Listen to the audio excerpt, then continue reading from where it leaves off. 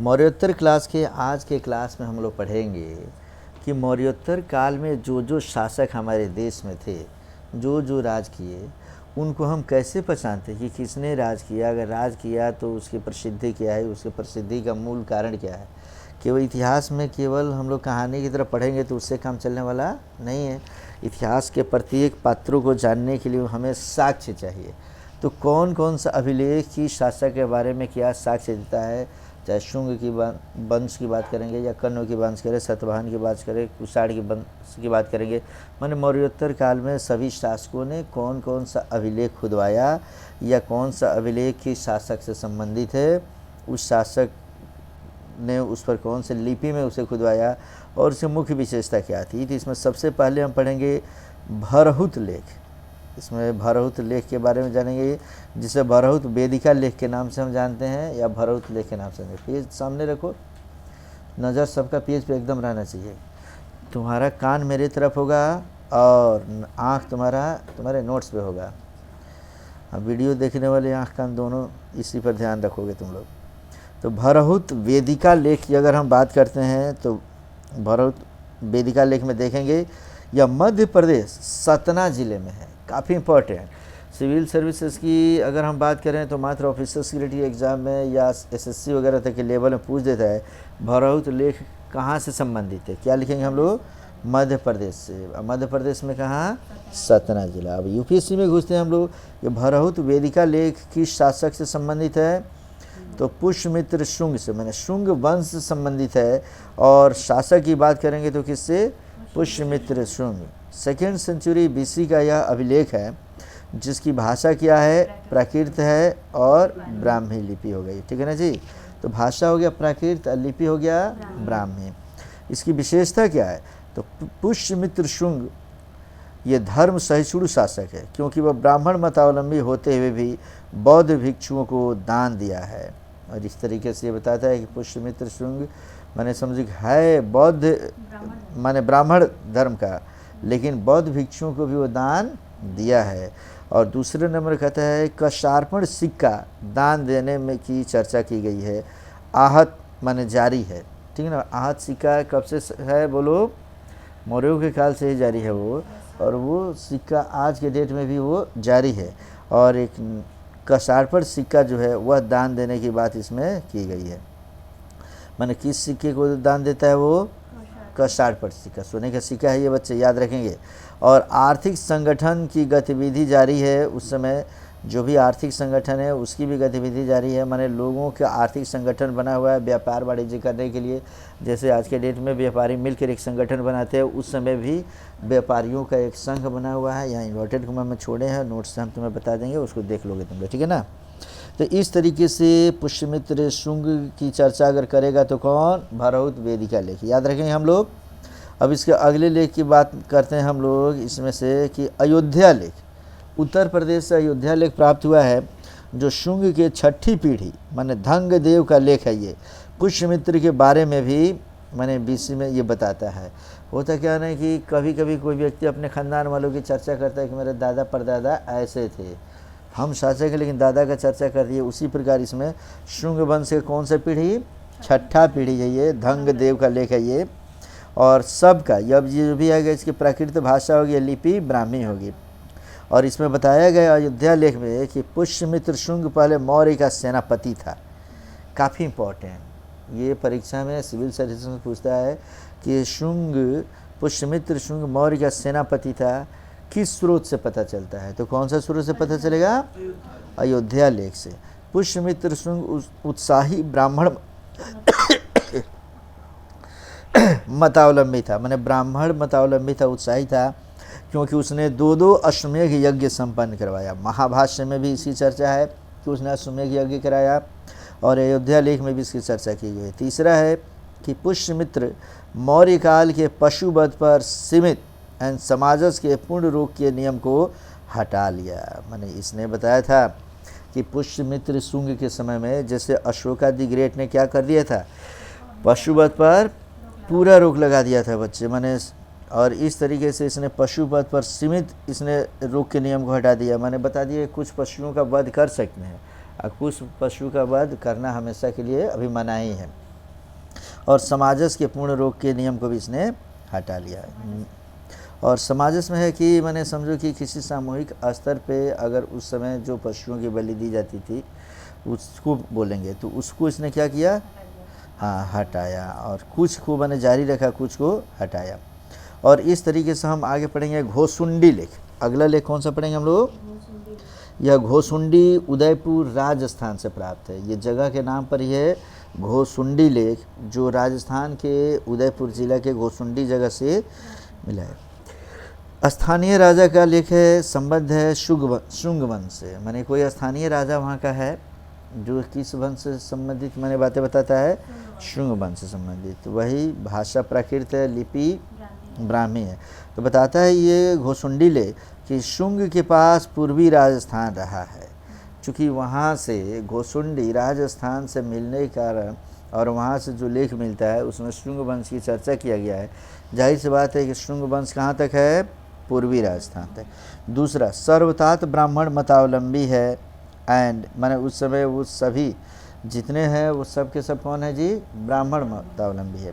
कहता है कि अश्वमेघ यज्ञ करवाया है, यज्ञ में कोई पशु हिंसा नहीं था, अथवा वैष्णव भागवत मतावलंबी था। क्लियर है।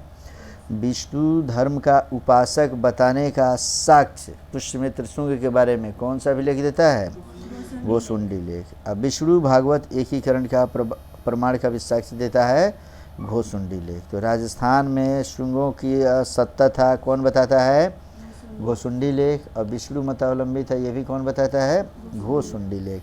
अब इस तरीके से अगला जो हम अभिलेख पढ़ेंगे वो पढ़ेंगे हेबियोडोरस का विसनगर स्तंभ लेख।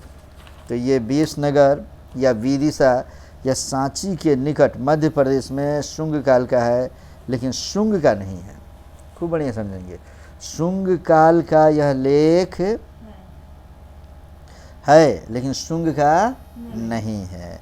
जैसे होता है कि हम अपनी यहाँ पे है, इस समय हम लोग कुछ लिखते हैं और अंग्रेज़ों के बारे में लिख रहे हैं, अरे समझ में ना। उसी प्रकार यह है कि कहता है कि यवन दूत का जो शुंग शासक के पीढ़ी हैं, मैंने शुंग शासक के पीढ़ियों में आगे आएगा, भागभद्र के शासन के 14वें वर्ष में आया है।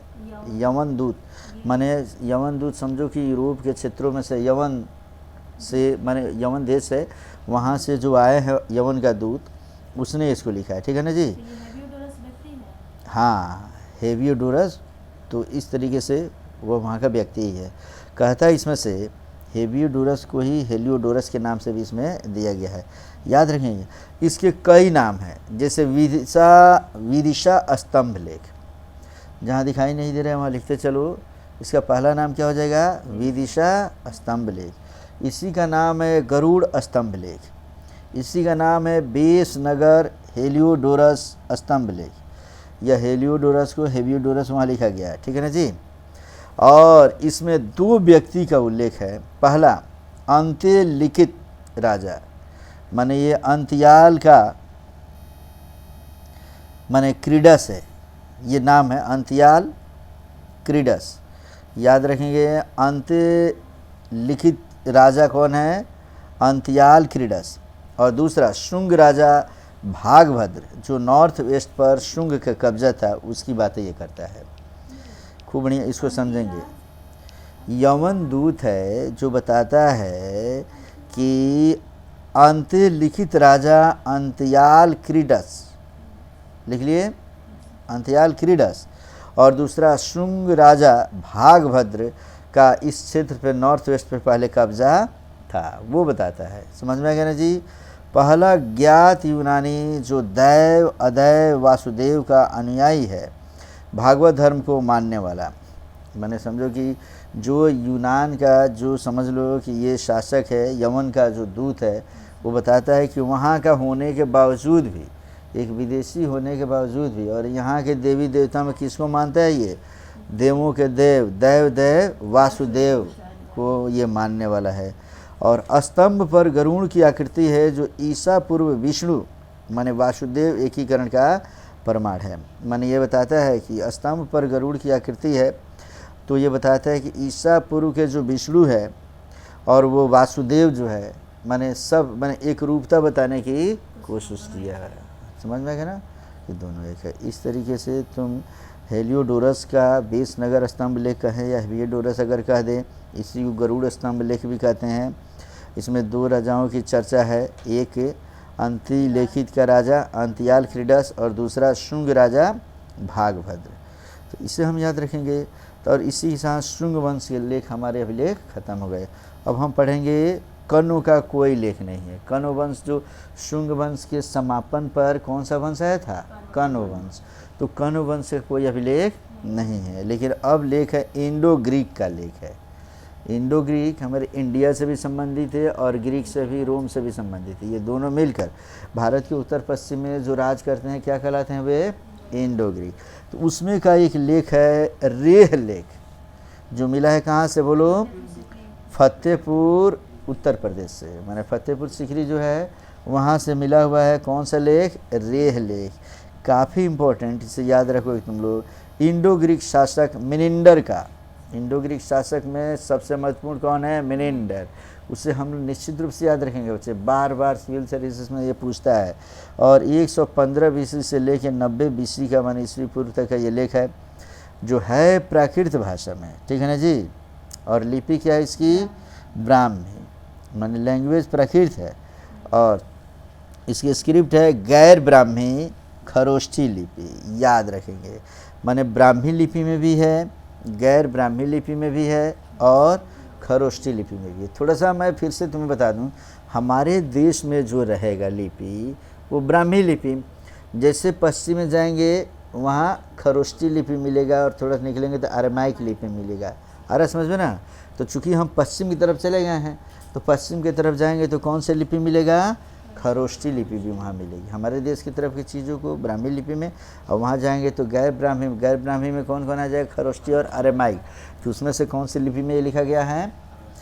खरोष्ठी लिपि में। तो यह लेख क्या कहता है? पहला, दोनों लेख मिनेंडर का है। इसमें से याद रखेंगे, दोनों लेख का मतलब इसमें से 2 लेख। पहला लेख है रेह लेख और दूसरा लेख है सिनकोट लेख। ये दोनों एक ही साथ पढ़ लो। आ रहा समझ में ना? सिनकोट लेख या स्वात लेख घाटी या बजौर घाटी या पंचकौर घाटी या पाक अफ़गान सीमा या बलूचिस्तान में, माने पाकिस्तान के अफ़गानिस्तान के बॉर्डर पे बलूचिस्तान में सिनकोट लेख मिला है, जिसे स्वात लेख घाटी के नाम से भी जानते हैं, बजौर घाटी या पंचकौर घाटी के नाम से भी जानेंगे। क्लियर है? सभी लिख लिए जो छूटा था सब। अब ये समझ लो, ये दोनों के दोनों लेख 115 ईस्वी पूर्व से लेकर 90 ईस्वी पूर्व के लेख हैं। जो पहला वाला जो है रेह लेख वह प्राकृत और ब्राह्मी है, और दूसरा जो लेख है वह प्राकृत और गैर ब्राह्मी माने खरोष्ठी लिपि का। इसे याद रखेंगे। थोड़ा फिर से मैं क्लियर करता हूँ। 2 अभिलेख की यहाँ बात की गई है। दोनों अभिलेख में रेह लेख जो है वो प्राकृत भाषा और ब्राह्मी लिपि में है, और दूसरा जो अभिलेख है सिनकोट लेख वह प्राकृत भाषा में और खरोष्ठी लिपि में है। क्लियर है? ये दोनों, तो दोनों की विशेषता हम एक साथ पढ़ेंगे कि दोनों लेख मिनेंडर का है। 2nd सेंचुरी BD से 1st सेंचुरी माने BC से लेके 1st सेंचुरी BC तक। दूसरा कहते हैं इंडो ग्रीक शासक की राजधानी सियालकोट का प्रमाण है। काफ़ी इम्पोर्टेंट, इंडो ग्रीक की राजधानी या मिनेंडर ने अपने राज्य की राजधानी कहाँ बनाया था? सियालकोट। इसका प्रमाण कौन कौन देता है बोलो? रेह लेख तथा सिनकोट लेख। अच्छा, इससे मिनेंडर के राज्य का पूर्वी एवं पश्चिमी छोर का भी पता चल जाता है। माने पूर्वी छोर इसका पहुंच जाएगा फतेहपुर सीकरी UP, आ रहा समझ में? और पश्चिमी छोर हो जाएगा कौन? पाकिस्तान अफ़गानिस्तान के बलूचिस्तान क्षेत्र। क्लियर है? ये दोनों 2 दिशाओं से मिल रहा है, याद रखेंगे हम लोग। क्योंकि वो भारत में मिला हुआ लेख है इसीलिए वो प्राकृत भाषा और ब्राह्मी लिपि, और ये पश्चिम में मिला है तो प्राकृत भाषा है लेकिन खरोष्ठी लिपि। तो इस तरीके से इस मिनेंडर के राज्य के पूर्वी पश्चिमी छोर का पता चलता है। चौथे नंबर में है कि मिनेंडर के उत्साही बौद्ध मतावलंबी होने का प्रमाण है, कि वो किस तरीके से बौद्ध मतावलंबी है, और मिनेंडर समझो कि बौद्ध धर्म का पालन भी करता है। रेह लेख विनष्ट हो गया है और इसे पढ़ने में दिक्कत होती है। आ रहा समझ में ना? चूँकि टूटा फूटा है इसीलिए समस्त चीज़ों को पढ़ नहीं पाता आदमी। अगला है सिनकोट लेख से सांस्कृतिक योगदान का पता चलता है। माने कौन से सांस्कृतिक योगदान है, ये किससे क्या पता चलेगा, सीनकोट लेख से। तो ये लेख भी समझ गए हम लोग। अब हम पढ़ेंगे थोड़ा सा दक्षिण भारत में आते हैं। कौन सा लेख पढ़ने जा रहे हैं, सातवाहन लेख। तो सातवाहन प्रथम चरण के लेख याद करेंगे। सातवाहन के 2 चरण होंगे, प्रथम चरण और द्वितीय चरण। तो हाँ, तो बीच के महाराष्ट्र शक को भी हम लोग देखेंगे। तो पहले हम पढ़ने जा रहे हैं सातवाहन के प्रथम चरण के लेख, बीसी का ये लेख है, जिसमें पहला लेख है नाना घाट लेख। नाना घाट लेख कहाँ से मिला है बच्चों, पुणे महाराष्ट्र। चूँकि ये सब महाराष्ट्र में ही, दक्कन के क्षेत्र में हम पढ़ेंगे, तो पुणे महाराष्ट्र में मिला है बच्चे। शातकर्णी प्रथम की पत्नी ने जारी किया। काफ़ी इम्पोर्टेंट, नाना घाट लेख को जारी करने वाला कौन है, शातकर्णी प्रथम की पत्नी है ये। और इस तरीके से इसकी हम भाषा की बात करेंगे तो भाषा महाराष्ट्र दक्षिण प्राकृत, प्राकृतिक भाषा है लेकिन महाराष्ट्रीयन दक्षिण प्राकृत भाषा है, ठीक है ना जी। और स्क्रिप्ट जो भी होगा भारत के मैक्सिमम भाषा माने लिपियाँ जो होगी वो ब्राह्मी लिपि होगी। ब्राह्मी लिपि आगे बढ़ेगा तो नागरी लिपि बदलेगा, नागरी लिपि बदल जाएगा तो देवनागरी हो जाएगा। अभी ये प्राचीन काल में सब ब्राह्मी लिपि ही चलेगी। तो कहता है कि सातकर्णी अप्रहित था। एक शब्द कहता है कि सातकर्णी अप्रहित था, यह किस में बताया गया है, ये शब्द ही है, ठीक है। तो हम लोग क्या बोलेंगे, नाना घाट लेख में। इम्पोर्टेंट है इसीलिए इसको अलग से लिखा गया है शब्द, ठीक है ना। अब देखो इसमें कहता है कि इसके कई नाम हैं। रानी नागनिका का लेख, रानी नैनिका का लेख, जो ब्राह्मण मतावलंबी होने का प्रमाण देता है। तो नाना घाट लेख कहें तब, रानी नागनिका का लेख कह दें तब, या रानी नैनिका का लेख कहें तब, तीनों क्या है, एक ही है। सातवाहन राज्य का संस्थापक सातकर्णी प्रथम था। सातकर्णी प्रथम के तमाम उपलब्धियों को जानने का स्रोत कौन है, नाना घाट लेख। तो सातवाहन का संस्थापक सातकर्णी प्रथम था, इसका साक्ष्य कौन देता है, तो नाना घाट लेख देता है। रानी नागनिका 36 प्रकार के यज्ञ बगैर पशु हिंसा के कराया और 44,000 का सार्पण दान दिया। का सार्पण क्या है जी, सोने का सिक्का है, जो इतना दान देती है 44,000 और 36 यज्ञ कराती है, लेकिन किसी में उसने हिंसा नहीं करवाया। कहता है विष्णु वासुदेव एकीकरण का प्रमाण ये भी देता है, ठीक है ना जी। किस तरीके से विष्णु भगवान और वासुदेव भगवान दोनों एक होते हैं, माने उन्हीं का रूप बता रहा है, ये प्रमाण देती है। कहता है कि वैष्णव भागवत आंदोलन का विस्तार विंध्य पार तक का प्रमाण। मैंने वैष्णव भागवत धर्म जो है वह विंध्याचल के दक्षिण, विंध्याचल पर्वत कहाँ है, मध्य प्रदेश में है। तो मध्य पर विंध्याचल पर्वत एक ऐसा पर्वत है जो भारत को 2 हिस्से में बांटता है, उत्तरी हिस्सा और दक्षिणी हिस्सा। विंध्याचल के ऊपर को उत्तरी हिस्सा बोलते उत्तरी भारत, और विंध्याचल के दक्षिण को दक्षिण भारत कहते हैं। तो विंध्याचल पार तक का ये प्रमाण देता है वैष्णव भागवत के प्रचार का। अब मुद्रा अर्थव्यवस्था के जारी रहने का प्रमाण भी ये देता है। मुद्रा अर्थव्यवस्था मैंने समझ लो, आज मुद्रा अर्थव्यवस्था है कि नहीं जी, अर्थव्यवस्था रुपया पैसा धन दौलत किसी की व्यवस्था हम लोग मुद्रा के आधार पर करते हैं। उसमें कौन मुद्रा मुख्य तौर पे प्रचलित है, का सार्पण, याद रखेंगे हम लोग, जो सोने का सिक्का है। तो इस तरीके से सातवाहन का एक था। अब हम पढ़ेंगे चेदी वंश से संबंधित एक एक करके सभी कहाँ कहाँ कौन सा अभिलेख है, किस अभिलेख में क्या है हम पढ़ लिए हैं। अब पढ़ेंगे कौन सा, चेदी वंश। याद करो चेदी वंश कहाँ पे उभरा हुआ था, उड़ीसा में, कलिंग जिसे उड़ीसा में कहते हैं। तो यहाँ का हाथी गुम्फा लेख, हाथी गुफा लेख ट्रिपल स्टार लगा लो, ना पूछे ये हो नहीं सकता तुम्हारे लाइफ में बच्चों। जो भी परीक्षा दोगे यहाँ का अति महत्वपूर्ण अभी तक का मैं बता रहा हूँ। एक तो मिनांडर का इंडो ग्रीक लेख देखे ही थे तुम लोग, यह जो लेख है इस पर मैं ट्रिपल स्टार लगवा रहा हूँ, तुम्हारे लाइफ में पूछेगा ही। कलिंग का भुवनेश्वर से 26 किलोमीटर दूर उदयगिरी एंड खंडगिरी पर्वत है नामक, ये जुड़वा पहाड़ी है वहाँ पर। वहीं पे 30+ वहाँ कोठरी है। कोठरी माने पहाड़ियों को काट कर छोटा छोटा ये माने घर प्रकार का बनाया गया है। हाथी गुम्फा लेख ट्रिपल स्टार लगा लिया हो तुम लोग। याद रखेंगे इसे जारी करने वाला शासक कौन था, खारवेर, 1st सेंचुरी बीसी का शासक है।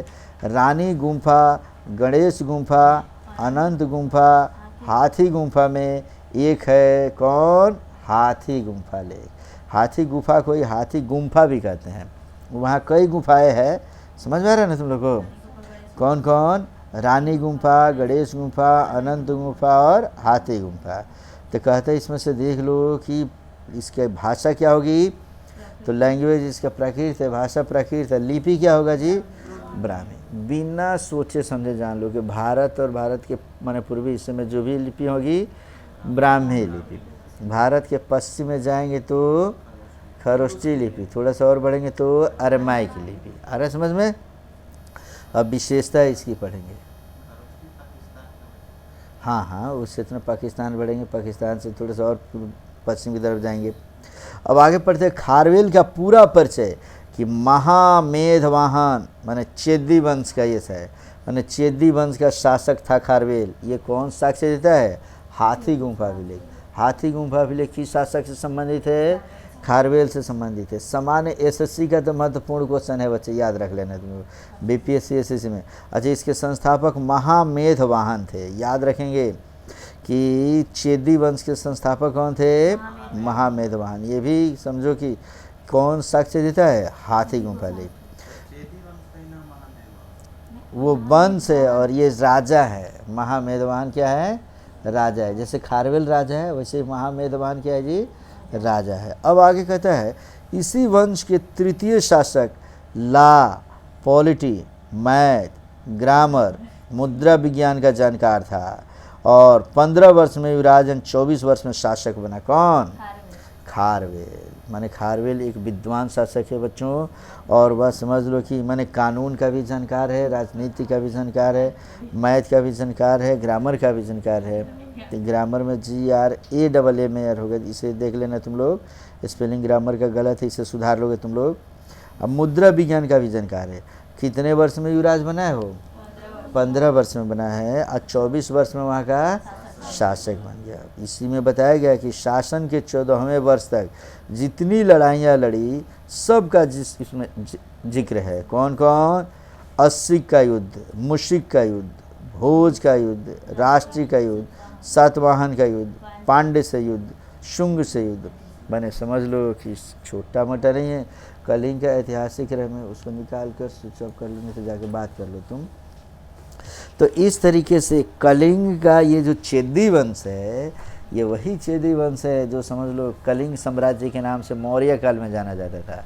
मौर्य काल में भी इसकी आर्थिक उपलब्धि थी, जिसकी वजह से अशोका द ग्रेट चारों तरफ तो विजय पा लिया, लेकिन कलिंग पर विजय नहीं पा सका। अंततोगत्वा वहाँ युद्ध किया, युद्ध करके लाखों लोगों को मार काट मचाया और वहीं के युद्ध से उसने विरक्ति अपने अंदर कर ली और समझो कि हिंसा को त्याग कर अहिंसावादी हो गया। उसी जगह पे, उसी कलिंग पे समझो कि मौर्यों के बाद मौर्योत्तर काल में चेदी वंश आया है। वो चेदी वंश भी अपनी विरासत को ऐसे ही बरकरार रखा हुआ है। तो इसमें से हम पढ़ेंगे, इसमें समकालीन सातकर्णी प्रथम एंड बृहस्पति मित्र शुंग का उल्लेख है। माने यह बताता है कि शुंग वंश जो है, ठीक है ना, या सातवाहन वंश जो है, वो सभी वंश इसके समकालीन हैं। तो समकालीनता का साक्ष्य कौन देता है? हाथी गुम्फा लेख। पांड्य के विथुंड नगर को ध्वस्त कर मोती लाने का प्रमाण इसमें है। याद करो, हमने बताया था चोल, चेर, पांड्य, ये सुदूर दक्षिण के ऐसे 3 राज्य थे जो काफ़ी शक्तिशाली थे। मौर्यों के काल में भी समझो कि मौर्यों ने उसको मिला नहीं पाया था, ये स्वतंत्र शासक थे। और ये खारवेल का हाथी गुम्फा लेख बताता है कि वहाँ पर भी जाकर पांड्य के फिथुंड नगर को ध्वस्त करके और खारवेल ने क्या लाया था? मोती वहाँ से लाया था। कौन बताता है? ये हाथी गुम्फा लेख। तो इस तरीके से, और वहाँ की मूर्ति नंद ले गए थे, उसे मगध शासक बृहस्पति मित्र शुंग से शासन के 11वें-12वें वर्ष में वापस कलिंग लाने की चर्चा है। याद रखेंगे बच्चे कि नंद वंश के जो थे, माने मौर्य वंश के पहले क्या कोई शासक था जो आकर, हाँ उसमें मान लो कि उसमें हमने बताए थे महापद्म नंद के बारे में बताया गया था। और तो वो क्या आकर यहाँ से एक मूर्ति जो ले गया था, उसे भी मगध शासक बृहस्पति मित्र शुंग से शासन के 11वें-12वें वर्ष में वापस कलिंग लाने की चर्चा है। माने जहाँ पे समझो कि खूब बढ़िया से समझेंगे कि कलिंग से एक नंद की, माने माने मूर्ति नंद वंश वाले लेकर आ गए थे, लेकिन बाद में जाहिर सी बात है वहाँ पे शासन हो गया मौर्यों का, मौर्य के बाद शासन हो गया शुंग का। लेकिन शुंग के समय जब ये खारवेल जब आता है तब वो जाता है और वहाँ के शासक कौन, बृहस्पति मित्र शुंग को माने वहाँ से पराजित करके और वहाँ से शासन की 11वें 12वें वर्ष में वहाँ पे वापस उसको कलिंग लेकर आ जाता है। फिर इसमें बताता है तूफान से नष्ट माने कलिंग का पुनरुद्धार कर मनोरंजन के लिए सजा देने की चर्चा। माने इसमें बताता है कुल मिलाकर कि उस कलिंग का नाश किससे हो गया था, तूफान से माने वो नाश हो गया था, उसका भी इसने पुनरुद्धार कर लिया बच्चा। आ रहे समझ में ना जी। और इस तरीके से मनोरंजन के लिए सज़ा देने की चर्चा। मैंने समझ ली कि यह जो अगल बगल के राजाओं को जो सज़ा देता था उससे कलिंग के लोग क्या करते थे, मनोरंजन भी क्या कर लिया करते थे। माने ये सबको युद्ध करने में आनंद आता था। ये शब्द का अर्थ क्या समझेंगे आप लोग कि एक होता है कि युद्ध अपने आप को बचाने के लिए उधर चलो अब तो मार कर ही काट कर ही आएंगे उसको हम लोग, ठीक है ना। हाँ, मैंने समझो कि मनोरंजन के लिए सज़ा देने की चर्चा का आशय यहाँ पे ये है कि ये जब भी अगल बगल युद्ध करने जाते थे तो लोगों को तो सज़ा देते थे, लेकिन खुद को क्या समझते थे कि हम लोग मनोरंजन ही कर रहे हैं, ठीक है ना जी। तो आगे पढ़ेंगे कि नंद राजा द्वारा निर्मित तनाशुल पथ पर नहर का विस्तार राजधानी कलिंग तक कर दिया गया था। पूछता है परीक्षा में कि किस पथ पर माने समझो कि नहर का विस्तार राजधानी कलिंग तक किया गया था, तनाशुल पथ पर नंद राजा ने किया था, जिससे खेती में समृद्धि से जनता के कर भार को घटाने का प्रमाण मिलता है, ठीक है ना। और इसी तरीके से इसमें 9 नंबर में दिया गया है कि महान जैन संरक्षक खारवेल को, माने खारवेल किस धर्म का अनुयायी था, जैन धर्म का। इसका साक्ष्य भी कौन देता है, हाथी गुम्फा लेख। यह इसको वृद्धराज, भिक्षुराज, राजर्षि, महान खारवेल कहा गया है। ये उपाधि है जो पूछता है कि वृद्धराज किससे कहा गया है, खारवेल को। भिक्षुराज किसे कहते हैं, राजर्षि किसे कहते हैं। तो इस तरीके से इसके बारे में यहाँ पे हम थोड़ा सा और लिखे हुए देख लोगे कि बिहार उड़ीसा संबंध की प्राचीनतम जानकारी, नंद का 2 बार उल्लेख, महापद्मनंद कलिंग का प्रथम विजेता है, जनगणना का प्रथम पुरातात्विक स्पष्ट प्रमाण, कलिंग आबादी 35,000 को सजाया और 35 लाख मुद्रा खर्च किए। तो पूरे भारत के इतिहास की बात करें तो जनगणना का प्रथम पुरातात्विक स्पष्ट प्रमाण मिलता है कब से, किस गुफा से, हाथी गुम्फा अभिलेख से। तो खारवेल के समय की ये समस्त चीज़ें 2 बार नंद का चर्चा किस अभिलेख में किया गया है, माने हाथी गुम्फा अभिलेख में। तो बिहार और उड़ीसा का भी संबंध रहा है, किस तरीके से एक दूसरे के यहाँ जाते हैं। और प्लस ये नंद वंश का ही शासक है जो कलिंग तक नहर का भी निर्माण करा रखा है। ये सभी चर्चा किस में है, हाथी गुम्फा लेख। तो यूपीएससी की तैयारी करने वाली ये पूरा का पूरा देखेंगे, लेकिन सिविल सर्विसेज नॉर्मल से अगर प्रोविंशियल अगर देना हो, एसएससी देना हो, कोई ऑफिसर्स बनना हो, तो ये याद रखेंगे कि हाथी गुम्फा लेख किस शासक से संबंधित, खारवेल से। और किस जगह से संबंधित, कनिष्क से। किस कलिंग से। और किस वंश से संबंधित, चेदी वंश से संबंधित। किस राज्य से संबंधित, उड़ीसा से संबंधित। किस धर्म से संबंधित, जैन धर्म। इतना तैयार है तो तैयार होगी हाथी गुम्फा लेख नॉर्मल एग्जाम के लिए। क्लियर है बच्चों।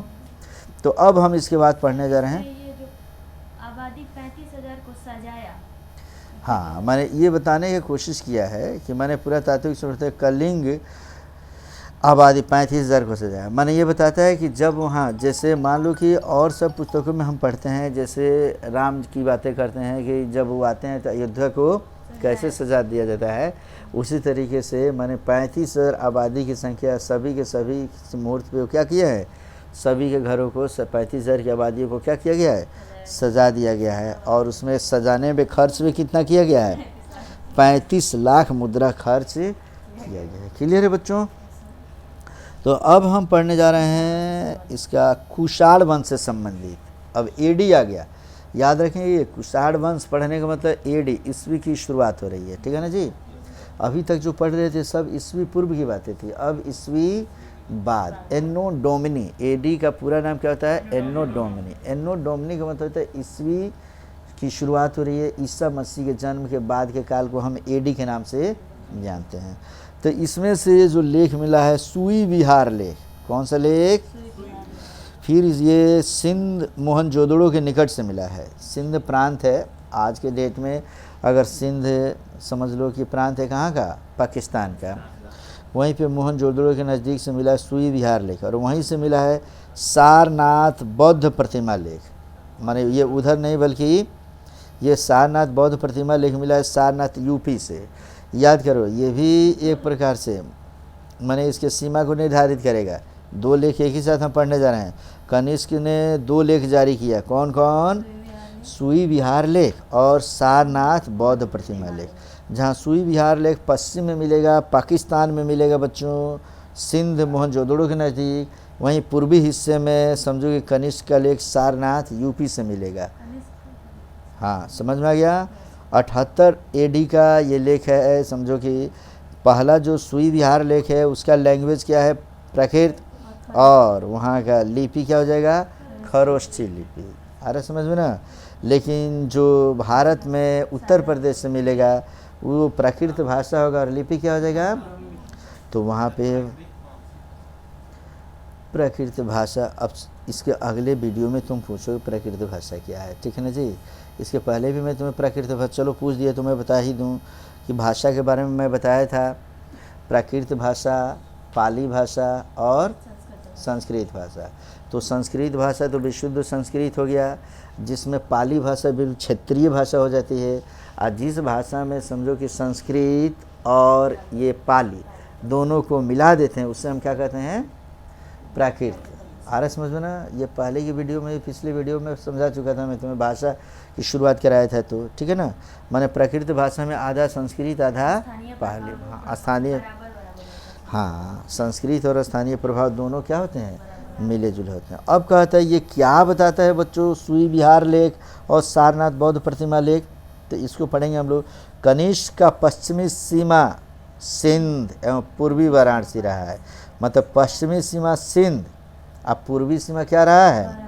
वाराणसी। सारनाथ कहाँ है बच्चों? उत्तर प्रदेश की बनारस से सटे हुए सारनाथ है, ठीक है ना जी? इसीलिए पश्चिम में वो समझ लो कि पाकिस्तान के मोहनजोदड़ो सिंध तक, और पूरब में कहाँ तक? उत्तर प्रदेश के वाराणसी तक उसका विस्तार। ये बता दिया दोनों अभिलेख। बड़े स्तर पर बौद्ध स्तूप बनवाया, बौद्ध मतावलंबी। कई जगह उसने बौद्ध मतावलंबी होने के कारण बौद्ध स्तूप जो बनवाया है, इसका साक्ष्य देता है कि कनिष्क किस धर्म को मानने वाला था? बौद्ध धर्म को। कौन सा अभिलेख बताता है? सुई विहार लेख और सारनाथ बौद्ध प्रतिमा लेख। याद रखो तुम लोग। तीसरा है कि महायान के साथ बौद्ध प्रतिमा माने मूर्ति बनाने की शुरुआत कनिष्क के द्वारा किया गया। माने बौद्ध की मूर्ति की बनाने की शुरुआत जो की गई वह कौन सा अभिलेख बताता है बच्चों? तो इस तरीके से ये सुई विहार और सारनाथ बौद्ध प्रतिमा लेख कनिष्क के द्वारा ही बुद्ध की सबसे पहले गंधार कला शैली में, फिर मथुरा कला शैली में। मथुरा कला शैली की बात करेंगे तो हमारे भारत की शैली होगी वो। गंधार समझो कि ये हमारा यूनान और भारत दोनों की मिली जुली शैली होगी, जिसे हम गंधार शैली कहेंगे। तो सबसे पहले किस शैली में बनाया? गंधार शैली में बनवाया। उसके बाद मथुरा कला शैली बनवा दिया। दोनों अभिलेख में शक संवत 78 एडी में चलाने की बात की गई है। काफ़ी इम्पोर्टेंट। शक संवत की शुरुआत जो की गई है 78 ईस्वी में, उसका साक्ष्य कौन सा है बच्चों? सुई विहार लेख और सारनाथ बौद्ध प्रतिमा लेख। तो ये अगर कोई पूछ दे तुमसे कि कनिष्क ने अपने शासन के माने समझे कि शुरुआत में जब शासन ग्रहण किया 78 ईस्वी में, उसने शक संवत चलवाया, इसका प्रमाण क्या है? तो क्या क्या प्रमाण दे सकते हो? सुई विहार लेख और सारनाथ बौद्ध प्रतिमा लेख। इसके पहले तुम जो पढ़ते थे बच्चों सिर्फ पढ़ लेते थे, यहाँ उसके पास ये था ऐसे था, उसमें कहानियाँ पढ़ते थे। कहानियाँ कोई साक्ष्य नहीं पढ़ते थे हम लोग। लेकिन यूपीएससी के इस एक्सप्लेनेशन में हम क्या पढ़ेंगे? सबका साक्ष्य पढ़ते चले जा रहे हैं कि अगर वो था बौद्ध मतावलंबी था तो कौन सा साक्ष्य देता है, उसने कोई काम किया, ईस्वी माने राजा बना, पदभार ग्रहण किया तो कौन सा साक्ष्य देता है, कोई सम्मत चलाया, शक सम्मत चलाया तो कौन सा साक्ष्य देता है, तो ये बता लोगे तुम लोग। अब हम पढ़ेंगे इसमें हुविष्क का मथुरा लेख। उत्तर प्रदेश मथुरा से मिला है हुविष्क का मथुरा लेख। तो एक पढ़ेंगे, ये सब के ये दोनों शासक होंगे किस वंश के, कुषाण वंश के। तो कुषाण वंश का महत्वपूर्ण शासक होगा कनिष्क प्रथम, लेकिन हुविष्क भी इसका एक शासक है बच्चे। तो पढ़ते हैं हम लोग कि यह मथुरा से है, लैंग्वेज इसका संस्कृत, प्रभावित प्राकृत माने संस्कृत में है, लेकिन कुछ क्षेत्रीय भी उसमें मिला दिया गया है, ठीक है ना जी। जैसे मान लो कि जैसे हिंदी है और क्षेत्रीय मिलाने का मतलब हो गया कि जैसे मैं मान लो कहता हूँ कि लड़का बहुत अच्छा है, तो ये हिंदी हो गया। और कह दें कि लड़का बहुत अच्छा है, तो उसमें क्षेत्रीय प्रभाव क्या हो गया, भोजपुरी मिल गया कि लड़का बहुत अच्छा है। तुम लोग समझ भी जाते हो बच्चे, क्षेत्रीय प्रभाव की यही खासियत होती है। बोलेंगे हिंदी में, अगर उसमें घुसा देंगे थोड़ा भोजपुरी भी, है ना, तुम्हारा मूडी ख़राब हो गया है क्या, तो मूडी का मतलब समझो कि कहीं मिलेगा नहीं हिंदी शब्द, लेकिन सब बच्चे समझ लेते हैं कि मूडी माने क्या, हाँ दिमाग, माथा नहीं बोलेगा सब, समझ गए ना सब जी। तो आओ तो हम पढ़ते हैं इसमें से हुविष्क का मथुरा लेख। मथुरा समस्त धर्म का केंद्र रहा है, ये कौन बताता है बोलो, हुविष्क का मथुरा लेख। जाहिर सी बात है, हुविष्क जब बताएंगे तो उसमें तो वहाँ का प्रचार प्रचार करेंगे ही। कहता है कि इसलिए तीनों धर्म के मूर्ति कला का यहाँ विकास हुआ। तीनों धर्म माने तीन धर्म, ब्राह्मण धर्म हो गया, जैन धर्म और बौद्ध धर्म। अगला कहता है कि अक्षय निवि अनुदान की चर्चा इसी में है, काफ़ी इंपॉर्टेंट पूछता है कि अक्षय निवि अनुदान क्या है, अगले पॉइंट में हम लोग पढ़ते हैं। लेकिन अक्षय निवि अनुदान की चर्चा अगर कह दे कि वो कहाँ पे दिया जाता था, तो क्या बोलेंगे हम लोग, हुविष्क के मथुरा लेख में इसकी चर्चा की गई है। अच्छा, पुराण नामक चांदी के 32 रत्ती के सिक्के की चर्चा इसमें है। याद रखेंगे, मनुस्मृति में भी चांदी का जो 32 रत्ती का सिक्का है उसका नाम क्या रखा गया है, पुराण रखा गया है। काफ़ी इम्पोर्टेंट, पुराण मतलब समझो कि गुप्त काल का वो विष्णु पुराण, हाँ ये सब पुराण नहीं है। पुराण क्या है उस समय, तो वो चांदी के 32 रत्ती का सिक्का है। अगला है मूली, चने की व्यावसायिक स्तर पर उत्पादन को क्या बोलते हैं हम लोग, मूली। और आठक, प्रस, घटक, ये तौल की इकाई की भी चर्चा इसमें दिया गया है। तो इस तरीके से तौल की कौन कौन सी इकाई थी, आठक थी, प्रस थी और घटक थी। तो ये सब तौल की इकाई है, इसकी भी चर्चा की गई किसमें, हुविष्क के मथुरा लेख में। क्लियर है बच्चों। अब हम पढ़ लेंगे सातवाहन के बारे में कि सातवाहन के कौन कौन से लेख है। तो इसको हम दूसरे वीडियो में पढ़ रहे हैं, तब तक इसमें से इतना देख लिए।